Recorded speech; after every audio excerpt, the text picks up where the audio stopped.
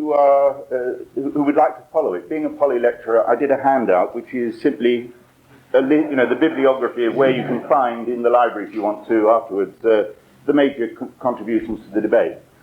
Now, let me say firstly, I'm going to talk mostly about Perry Anderson rather than Tom Nairn, because I think Perry Anderson was the more significant of the contributors to this debate. Nairn was was his sidekick, really, I think, in the debate, mainly. Now, who is Perry Anderson first? He was for many years the chief editor of the New Left Review. And the debate we're talking about begins in the 1960s with an article by Perry Anderson in the New Left Review in early 1964 called Origins of the Present Crisis. And there was then a major debate because E.P. Thompson replied with pouring a great deal of hot water all over Perry Anderson in a famous article called The Peculiarities of the English, which came out in the Socialist Register in 1965. Anderson replied, and then it went quiet, and then Anderson came back in 1987 again with a second article which provoked further replies. And it's about those articles and those debates that I want to talk today. I think it's of more than historical interest, this debate, because many of the things that Anderson, particularly in his more recent article, talked about are ideas which are widely current on the left in Britain today. And I hope that will become clear later on. There are lots of issues involved, and I'm going to highlight some of the ones which seem to me the most significant, and probably those who've read the debate will say, well, I left out the things they thought were the most significant, and we can talk about those in the discussion. Now, 1964, Perry Anderson publishes this article, Origins of the Present Crisis. The context in which he publishes it is, I think, significant. It was the last days of the Tory government. The Tory Prime Minister at the time was Lord Hume, the 14th Earl of Hume, an effete aristocrat, you might say, leading the Conservative Party. And Perry Anderson, ultimately, I think, is an impressionist, and he was very impressed by this fact, that the Tory party was led by an effete aristocrat and was confronted from the Labour benches by a man from Huddersfield called Harold Wilson. And I think this context shaped his view of the question to some extent. The heart of his argument was that Britain suffers from having had a very weak industrial bourgeoisie. That the aristocracy, he argued, in 1964, has, in a sense, always provided the hegemonic element in the British ruling class, in its culture and in its organisation. And he argued that Britain had never really had a proper, mature bourgeois revolution. The 17th century civil war, he said, had been fought between sections of the ruling class, but its outcome was, as he put it in 1964, that it didn't alter the property statute in Britain. It left the social structure of Britain relatively intact, he said, the 17th century revolution. Merchant capital, the predominant form of capital in England in the 17th century, the early 18th century, remained subordinate to the aristocracy. When the manufacturing capitalist class developed in the later part of the 18th century and in the 19th century, the aristocracy in England was already a capitalist aristocracy. And there was therefore no fundamental conflict between the manufacturing, the industrial bourgeoisie, and the agrarian aristocracy, who were themselves a capitalist aristocracy. Faced with the French Revolution at the end of the 18th century, and faced with the threat from the rising working class, he argued, the rising manufacturing bourgeoisie ran for cover, in a sense, and accepted aristocratic rule in Britain. There was, as he put it, he used some extraordinary language in his article, he still continues to do so, there was, he said, a systematic symbiosis of the two classes. That's to say, the aristocracy, the landowning class, and the industrial bourgeoisie. With the aristocracy on top in this symbiosis. You can be on top in a symbiosis. But it was... the bourgeoisie was devoted, as he put it, to social climbing, rather than to challenging aristocratic rule it didn't develop. One of his charges against the British bourgeoisie was that it had never developed a proper independent culture of its own. It allowed an aristocratic culture to suffuse it, to permeate it, and so on. And this was made worse, in a sense, in the latter part of the 19th century. The very success of the British Empire consolidated aristocratic rule, and the bourgeoisie was incorporated into a system, in a sense, of aristocratic rule. It was supine, was his word. The industrial bourgeoisie was supine in the face of the aristocracy. It allowed the aristocracy to dictate the pattern of its schooling for its members and for its children. It took its culture from the aristocracy, and so on. It showed no sign of independent intellectual development of any significance. In this system, the working class was also shaped by this. After the defeat of Chartism, the tragedy of the English working class, as Perry Anderson put it, was that the working class in England came before Marxism.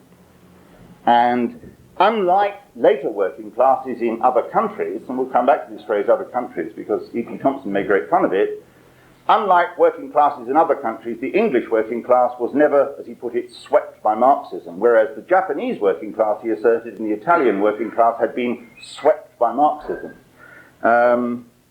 Which was a rather surprising observation, but never mind. The working class developed in a culture in Britain which was separate, as he put it, but subordinate. A cooperative working class was developed, which was always accepted, in a sense, its subordinate position within bourgeois society. It was politically docile while industrially militant. It was intellectually incorporated into the structures of aristocratic British bourgeois society. The Labour Party and its servility was a sign of this. There developed in England, amongst workers, no hegemonic ideology, unlike other countries. And so, as he put it, a supine bourgeoisie produced a subordinate proletariat in England. And the English working class demonstrated its supineness, for example, at the outbreak of the First World War, when it collapsed into chauvinism in the face of the imperialist conflict. One of the tragedies of England, he declared, was that there had never developed a proper left intelligentsia in England, unlike other countries. The best we ever got was the Fabians, whose ideas, he was quite right about this, the basic ideas of the Fabians were really drawn from the 19th century bourgeois utilitarians. They were a development of those ideas. So his conclusion, and it's his conclusion, of course, which is significant in all of this, and which throws the whole thing into focus, was that what was needed in Britain in 1964, he said, was a radical adaptation and modernization of capitalism. And his words, I think almost the concluding words of his essay were, the unfinished work of 1640 and 1832 must be taken up where it was left off. We have got to finish off the bourgeois revolution in Britain. That's the key task for the left, in a sense.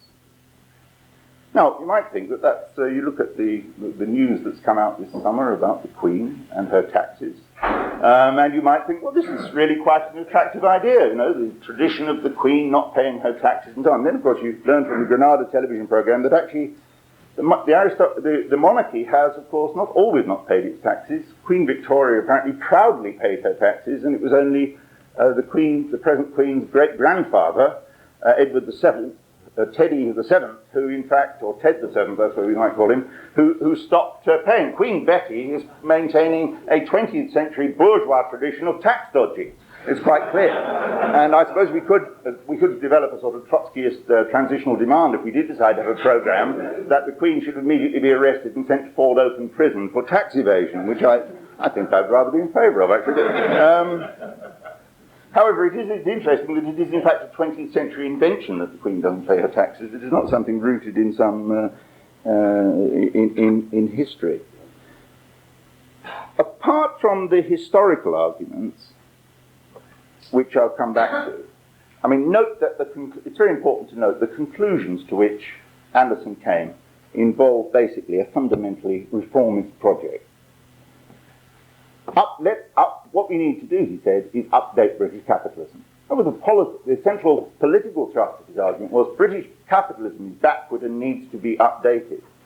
And it's interesting that that was also being said at the same time in different language by the leader of the Labour Party, Harold Wilson, who was talking in exactly the same terms. In some sense, he wasn't using the same historical examples and so on, but was talking about the effete character of people in the boardrooms, the need to sweep the dead wood out of the boardrooms to introduce, as he put it, the white heat of the technological revolution, and so on, and so on. Interestingly, later in 1964, Anderson didn't notice, well, if he criticized an article called The Critique of Wilsonism, he criticized Harold Wilson for exactly that, without having noticed that in a couple of months before, he'd been arguing the same essential conclusion on different bases. And Anderson's politics, if you look at the article on Wilsonism, were remarkably soggy. I mean, he called, for example, for support for incomes policy in return for workers' control, which was something being argued by a man called Ken Coates, who, interestingly, is now a Euro MP. Now, in 1965, Edward Thompson came back, very hot and very strong, against Perry Anderson, in a blistering attack. It is a tour de force of writing, in many ways, Edward Thompson's reply. Though, interestingly, he did not focus on Anderson's politics. There is a central weakness in Thompson's reply. Rereading it after, when I read it originally, I just thought, terrific. And I remember sending him a postcard saying, I just think this is wonderful. I thought you said it so well, and and so on and so on. Reading it again, I rather regret sending the postcard without any P.S. You reformist bastard. But it was a long time ago, and we all make our mistakes. It also has to be said, it was a very brilliant essay, in which, amongst other things, he makes enormous fun with Anderson's exaggerated style. Not as much fun in the end as Peter Sedgwick was to do a few years later in a famous piss tape on Perry Anderson, which you can find on the reading list. Now, what Thompson said firstly was that Anderson was operating with a completely false model of the bourgeois revolution. And here he did have fun. He talked about how Anderson was working with a model in which Britain had done it all wrong, but other countries, with a capital O and a capital C, and he kept using this phrase, other countries, which he took from Mr. Podsnap, other countries had, as he put it, mature bourgeois revolutions, and other countries had, using the language of Anderson, vertically integrated intelligentsias, and other countries had hegemonic proletariats, and so on. That everything was much better in other capitalist countries than it was in Britain. What he said, quite simply, was that Anderson was talking nonsense when he said that the 1640 to 1688 revolutions in England did not alter the property statute. What they did, he asserted quite rightly, was to clear the way for the consolidation and the security and the development of capitalist property relations in England. And that is undoubtedly the significance of the events of the 17th century in terms of the development of capitalism. And he asserted equally properly that the French Revolution was by no means typical of the pattern of bourgeois revolution, the process of the establishment of the kinds of state forms which are required for the development of capitalism. As far as the history of the bourgeoisie was concerned, he also suggested that Anderson had got this quite wrong. He insisted much more strongly than Anderson had done, because at times Anderson used words like feudal and semi-feudal and so on. He said, we have to assert the absolutely capitalistic character of the aristocracy in England in the 17th and the 18th centuries, and of course in the 19th centuries. They were a capitalist land-owning class. They got their money from rents, but of course those rents themselves were produced by wage labourers producing agricultural workers who produced the basis of those rents, and so on.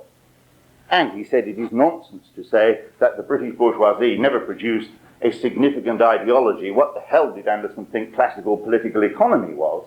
The development of the ideas of Smith and Ricardo and Malthus, which of course swept the capitalist world and were absolutely predominant ideas, and in some senses, one might say, continue to be so, of course, to this day.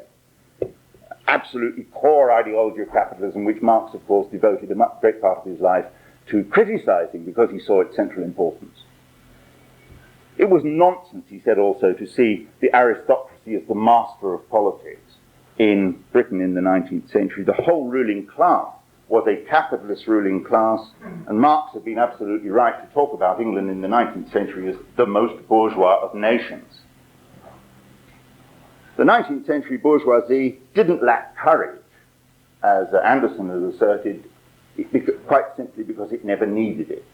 It didn't need courage against the aristocracy because everything that it wanted, the government, which admittedly in large part during the 19th century was dominated by people who were called Lord this and the Earl of that and so on. Those governments gave the bourgeoisie what they needed in order, in fact, to develop their capitalist property. State and policy in the 19th century were well adapted to the needs of the bourgeoisie. The one major conflict, of course, was that over the Corn Laws, and that the industrial bourgeoisie won hands down. And in any case, many of the aristocratic landowners were quite happy with that in any case, because they could say they could make their profits out of what was called high farming, more advanced forms of capitalist farming, and so on.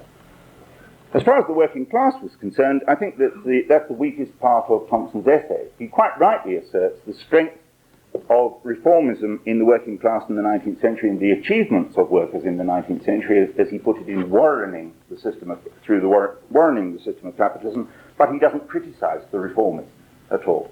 He has nothing to say in reply to that, and his major criticism really of Anderson is that Anderson, this was empirically correct criticism. I mean, Anderson had said nothing about the role of the Communist Party in the 20th century, but then, having made that point, Edward Thompson had nothing interesting to say about the role of the Communist Party either, because, of course, the history of the Communist Party in Britain after a brief and a period of revolutionary politics in the 1920s is of itself contributing to the reformism of the working class, and Thompson was in no position, given his own politics, to make anything very much of that.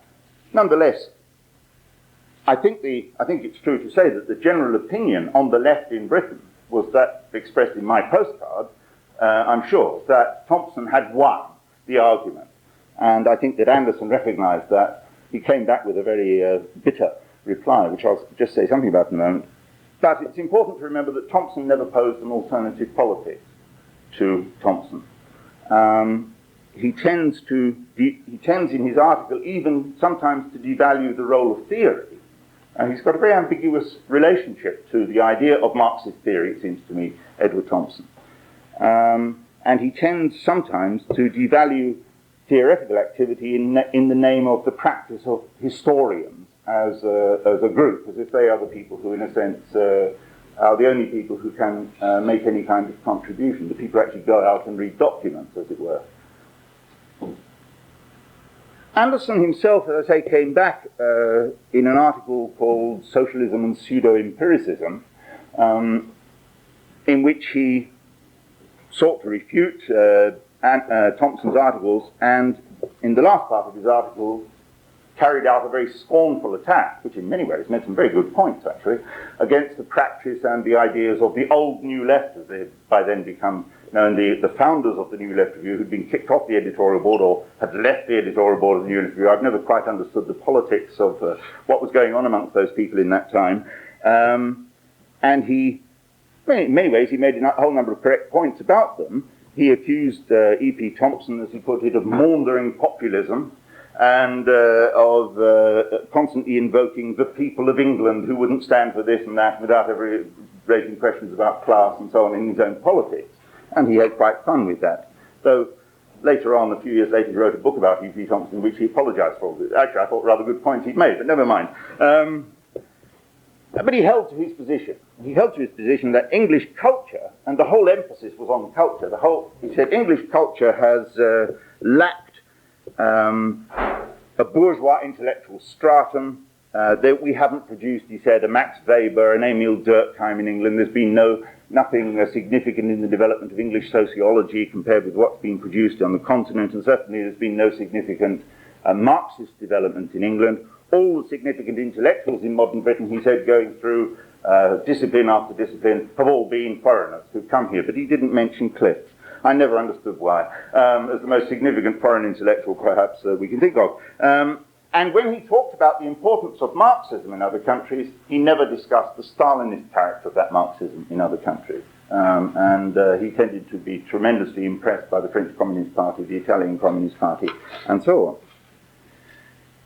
his view, and he expressed the view, though this wasn't directly related to his main theme, but it tells us something also about Perry Anderson's politics. In his reply to Thompson, he asserted at one point that socialism, just in the same way he said that capitalism did not require an industrial bourgeoisie to carry through a revolution, he said a proletariat is not needed to carry through a socialist revolution.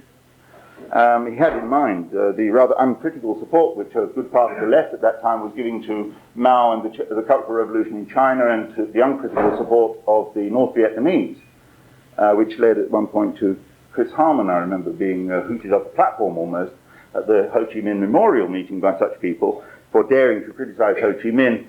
Apparently, we could have socialism without a proletariat at all participating in its creation, let alone leading it. And when we talk about an absence of a Marxist tradition in Britain, perhaps, there was some point in what he said. He lacked it himself.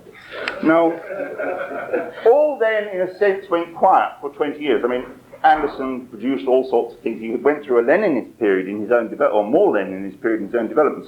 He produced some very interesting writing in the later 70s, I think. Apart from his magnificent books, which are not the subject of today, but a lot could be said about those. I hope you won't ask me to. But in 1977, he wrote a very interesting critical review of the work of Gramsci, for example, which I think has got a lot of value in it, and which is clearly in which he defends Leninism. And in his book on E.P. Thompson, Arguments Within English Marxism in 1980, although he doesn't refer back to the debate between himself and Thompson, it's a very careful assessment of Thompson, making a whole number of very interesting points about Thompson and putting forward a defense of Leninist politics. But then, that's his best period, I think.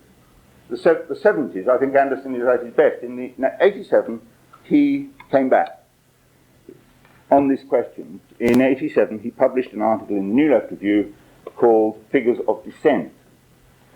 Dissent as in, not disagreement, but sliding downwards. In other words, the figures of decline, we might call it. And essentially, the message of the article was, I was right in the 1960s.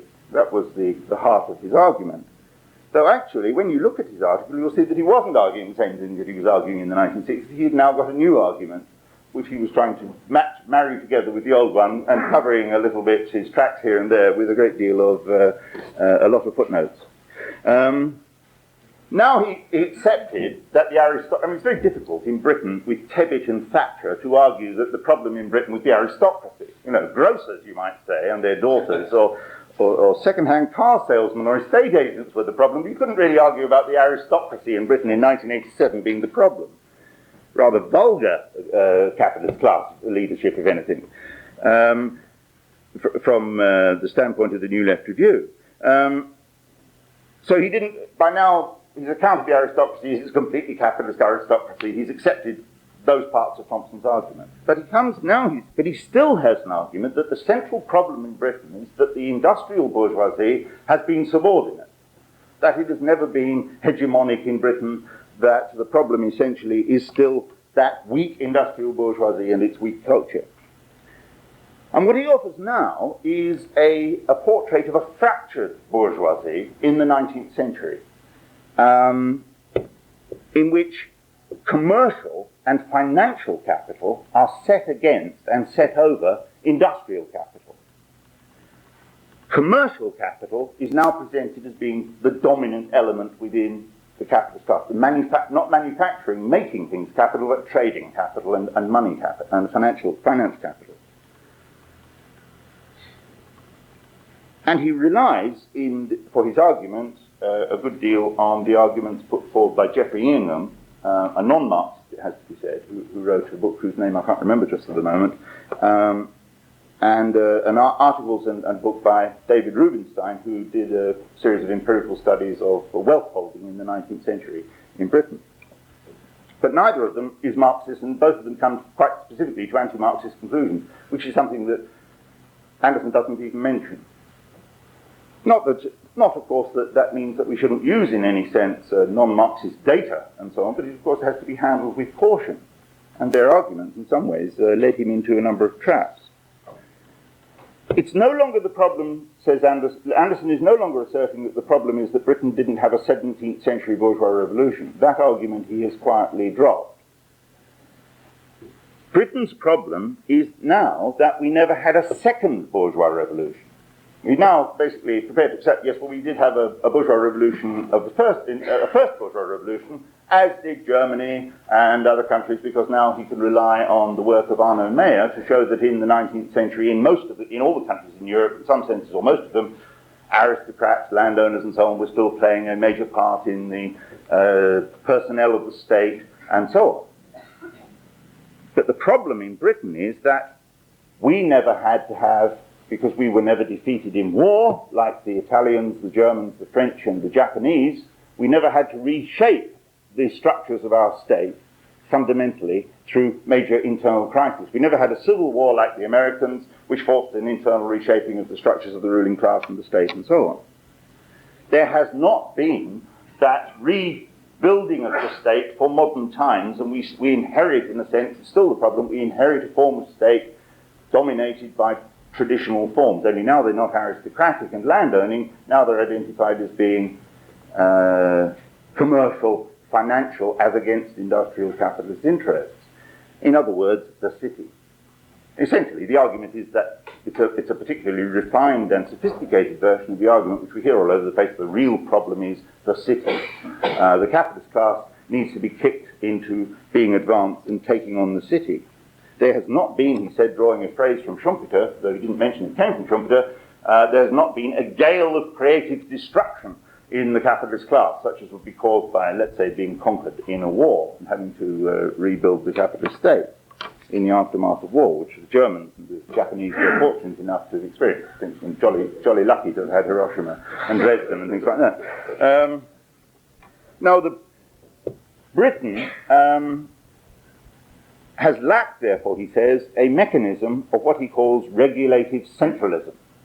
And he points to other countries. Once again, other countries come forward. Other countries have done it better than Britain again. Other countries have had regulative centralism, and therefore their capitalist states have been much more successful. We haven't in England had an intelligent bureaucracy, such as they have in France, which has intervened in industry and promoted French industrial development, as happened in France in the 1950s and 1960s. He rather ignores the developments that did take place along these lines in Britain, although they, of course, were not particularly successful in Britain. We haven't had, as in Germany, a tradition of highly centralized investment banks. Our banking system has not been involved in coordinated industrial ownership and industrial investment like the Deutsche Bank and the other major German banks. Nor have we had, as the Japanese have had, the advantage of having both an interventionist state and a highly centralized banking system which is involved directly in industrial ownership and investment. Nor, on the other hand, have we had an interventionist social democratic movement, such as we've had in Sweden, which has promoted capitalist development in Sweden. What we've had is all three elements. We've had a strong state, a strong enough state in Britain. We've had a strong enough set of banks in Britain. We've had a strong enough labour movement in Britain, but none of them has been interventionist in a sense, sufficiently interventionist. None of them has developed a capacity to regulate capitalism and to carry through industrial modernization and so on. So British decline, he says, is predominantly due to the predominance of commercial and financial capital. It is the city that is the problem.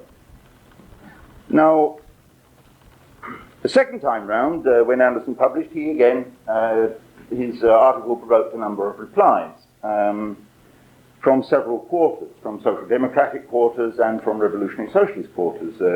Michael Barrett Brown wrote a very interesting critique of Anderson in the New Left Review, which I'm going to steal something from in a moment. Alex Kalinikos wrote a very interesting critique, which I'm going to steal from in a moment. And John Saville and Bob Luker, in particular, made very interesting contributions, I think, to the discussion of Anderson's ideas in a Northern Marxist Historians group little pamphlet, which you can see advertised on the handout. I've nothing particularly original to say beyond what these people have said, I think, so I'm going to borrow extensively from their criticisms and really end with some of these points. Firstly, it is still the case that Anderson is talking about his central problem is, why has Britain gone wrong while other countries, capital O, capital C, in quotation marks, have done much better? That's still, for him, the question. A national problem and a national account, always. There is no sense in his article, really, of the international capitalist system, except in the very last paragraph, a sort of almost a throwaway remark at the end. No sense of the international character of the capitalist crisis in the 70s and 80s, and therefore, of course, no internationalism in any kind of internationalism or working class politics, in fact, in his conclusions. His ideas are still a reformulated reformism. And now, actually, you can't even really say a socialist reformism, because the argument is essentially that what Britain needs is a regenerated capitalism, a modernized capitalism. The fault now is not the aristocracy, the fault is the city. But he is offering us a version of the alternative economic strategy, if you like, theorized and with lots of historical references and so on and so on. He's offering us a version of arguments widespread in the Communist Party, both old and new, on the left of the Labour Party. His arguments wouldn't be unattractive to Tony Benn and all sorts of other people. It's a left, not particularly left, actually, reformist, national reformist conclusion, I think he comes to. Now, as far as the history is concerned, a number of points have been made about his mistaken account of the history. Firstly, his account of the 19th century industrial bourgeoisie, he suggests that the industrial bourgeoisie in Britain was starved of capital by the banks, which were always siphoning it off into overseas investment and so on. And quite simply, as several writers pointed out, this is just absurd. The industrial capitalist bourgeoisie in this country never had any serious trouble in raising capital for profitable-looking ventures. There's no evidence at all for that. Nor, indeed, as John Saville makes in a very, very well-written and well-presented argument, says that it's stupid to see the 19th century industrial bourgeoisie is shut out of political power. Quite apart from any arguments about the national state, when you come to local government, which is, of course, much more important in the 19th century than it is today, because much more decision-making was local. If you go to Manchester, or you go to Leeds, or you go to Bradford, or Halifax, or Newcastle, or Stoke-on-Trent, and so on, you can see the power and so on, in bricks and mortar, and in stone, and in Gothic wonders. Come to Manchester Town Hall if you want to see how proud and assertive and in control the industrial bourgeoisie was in the middle of the 19th century. They ran their towns. Thompson makes the point that it isn't simply the 1832 Reform Act which is important. The 1835 Municipal Corporations Act was an absolutely crucial act in terms of consolidating bourgeois rule in the major industrial cities, because of course in the 19th century industry tended to be in the north and the Midlands in England. London was a relatively underdeveloped industrial centre in the 19th century. Central government, of course, as I've already said, it provided what the industrial bourgeoisie needed. There is a major misunderstanding in Anderson about the question of commercial capital. And this is the point which Michael Barrett Brown, I think, makes very, very well and very clearly and provides lots of data about. I think I haven't seen a better exposition, in fact, of that particular question than the one provided by Barrett Brown, although he is himself a Labour reformist. We have to be clear about the concepts. Merchant capital, when Marx talks about it, refers to capital which makes profit purely by trade. It is not involved directly in the exploitation of labour. It carries goods. No, it makes profit simply by buying in one place and selling in another, but doesn't directly exploit labour. Now, is this what the City of London in the 19th century and the early 20th century was centrally concerned with? And the answer has to be no. And if we look at the pattern of overseas investment by British capital in the 19th century, in the 18th century, the 19th century, and the 20th century, is it predominantly commercial investment which is taking place? And the answer is no. And Barrett Brown, I recommend the article by Barrett Brown. You should still, if you can even buy it for him, because it's a recent issue of New Left Review. He has some very good information on this. Overseas investment. Well, Britain was famous for the quantity of its overseas investment and the high proportion of its capital which was involved in overseas investment in the 19th century, for example. But most of that investment, as Barrett Brown shows, was in productive capital. British capital did not simply exploit British workers.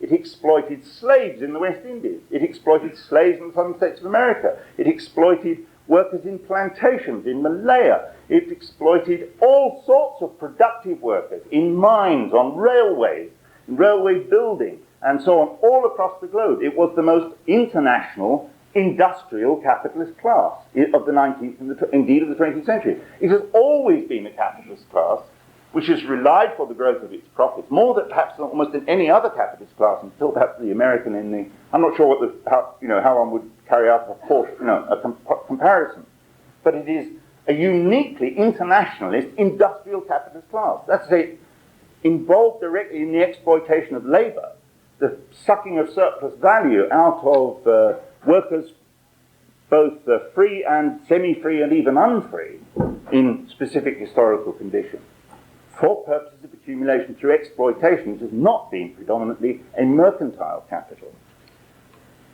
Not only that, but he includes, because he follows this man Ingham, he is terribly uncritical in his use of Ingham. Ingham talks about some forms of capital, for example, which were predominantly in a big capital in the 19th century, as being commercial capital. He includes brewing. Now, I don't know if you know about brewing. It isn't a trading activity, right? There are workers. I think we have a few of them in our own organisation. They get exploited. You can actually see the steam going up in Moss Side in the Hart Brewery, and you can smell the industrial process going on, and very pleasant it is too. Unlike some others, the pollution is highly attractive on brewing day. But these are industrial workers, brewing workers. And shipping, he refers to as a commercial activity. What does he think shipping? It's a transport industry, for heaven's sake, which employs large numbers of workers, directly exploits productive workers. It would be like calling railways a commercial activity, merchant capital, or lorry driving, and so on. It's absolutely nonsense. So that he's used, quite uncritically, an account of commercial capital, which is quite improper in terms of Marxist understanding of the question. He treats, on the question of the working class, he treats the working class in Britain, the reformism of the working class in Britain, as being somehow exceptional. Partly this is because I don't really think that Perry Anderson has very much acquaintance with the working class. I think this is a problem with the New Left Review in general. But his account of the English working class is of a working class which is somehow inferior to other working classes in other countries. So that, for example, he will say that Marxism has never had the impact on the British working class that it had, let's say, on the German working class in the period before the First World War. This is incredible idealism, a very formalistic idealism. It is true that the leadership of the German Social Democratic Party used Marxist language more than did the leadership of the British Labour Party. That is true. However, when you measure the two working classes in terms of their industrial militancy, for example, the British working class comes up with a much more powerful industrial militant record in practice than does the German working class. The comparison is of the formal ideology of leaders of parties rather than the much more complicated question of the actual ideology of workers in struggle and so on and so on. He doesn't explore reformism and he sets always this weak working class in England, which has been subordinate and supine and so on, against somehow working classes which are idealized in other countries. That recognizing, he mentioned that the English working class was chauvinist in 1914. Absolutely true. But of course so was the German working class. So was the French working class, despite the hegemonic ideologies and all the rest of it, which they were alleged to have. You see, I think we have the question which Perry Anderson is concerned with, and here I'm going to steal from Alex really, which is very playing safe. The question about Britain has had a peculiar path of capitalist development. Every country in the world has had a peculiar path of industrial development. There's nothing peculiar about being peculiar, in a sense. If we ask the questions about what is peculiar about English industrial development or British industrial development, it is a fairly straightforward story. In terms of Britain having the first industrial revolution, that shaped the character of British industry.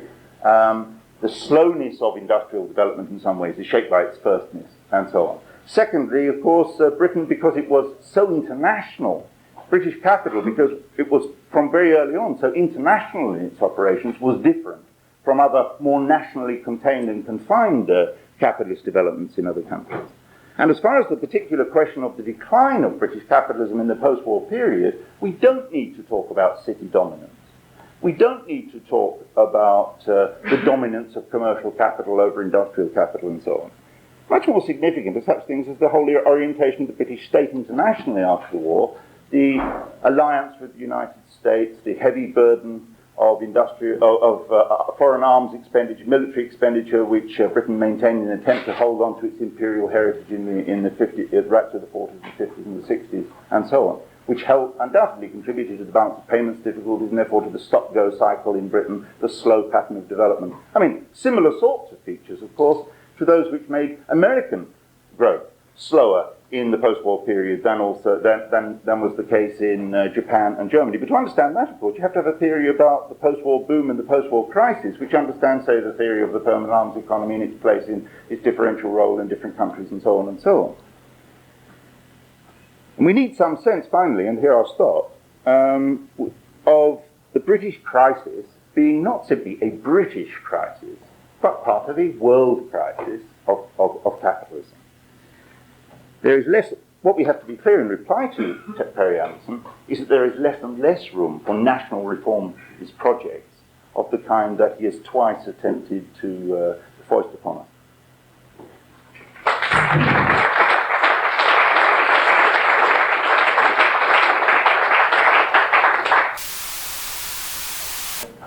Basically, I mean, there isn't a lot I want to say, a very interesting discussion. Perhaps three little points. The first, there is a tendency in Anderson to give tremendously smooth flowing accounts of development in which there are no senses of discontinuity and leaps and changes. I mean, the role of the city is the same in the 18th century, the 19th century, and the 20th century, as if there's no change, nothing alters. It is simply that everything comes to culminations, but always of long-term processes. And similarly, there isn't any sense of the place of particular states in world capitalist development. So although he refers to and uses in some senses the ideas of Geschenkraum, those same ideas, which were much better expressed earlier and by Trotsky, the idea of combined and uneven development, actually is missing. The peculiarities of English development, as the comrade here said very well, are exactly, of course, that Britain was first in a world capitalist system, which means it didn't need an interventionist state in the 19th century because it had already got dominance in the world economy, and the rest needed a more interventionist state precisely to catch up, for which, of course, you need the theory of state capitalism, which unfortunately certainly Geschenkraum never had, and alas, Trotsky never quite got to. But we need that, and we can't understand anything about world capitalist development in the last century and a half. Without that theory, in fact. Not simply is it a theory about Russia, it's equally a theory about Japan, for example, and about German development in the latter 19th century, and so on. Now, secondly, I'm not sure, when David describes Anderson, I've forgotten exactly what it was he said, but I'm not sure that there is a consistency. I mean, I don't know Perry Anderson personally. I'm told that I saw him yesterday on an underground platform, the first time in my life. And somebody said, "That's Perry Anderson." And I thought, "That's interesting, I'm speaking on him tomorrow." So I don't know him, and I've never discussed with him, and I'm not sure whether he is somebody who is holding together at the same time inconsistent ideas. That the ideas that he expresses, where he moves towards, for example, the ideas of Trotskyism in some of his writings of the later 1970s, I think his most interesting and best writings in some ways politically. And writings I would recommend comrades to read.